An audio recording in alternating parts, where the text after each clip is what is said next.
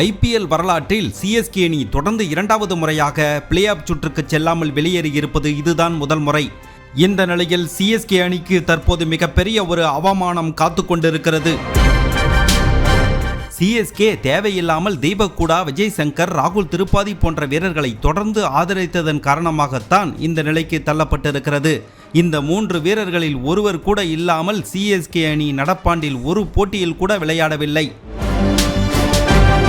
இதுகுறித்து கருத்து தெரிவித்துள்ள தோனி, பொதுவாக சிஎஸ்கே அணியில் நாம் எந்த மாற்றத்தையும் அதிகமாக செய்ய மாட்டோம்.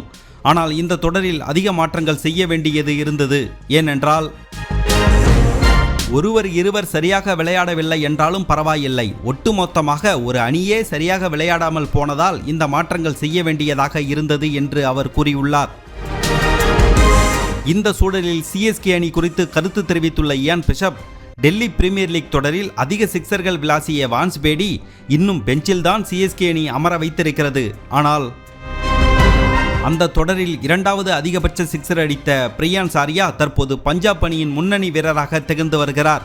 சிஎஸ்கே ஏன் வான்ஸ் பேடியை களமிறக்கவில்லை என தெரியவில்லை என்ற கேள்வியை அவர் எழுப்பியுள்ளார்.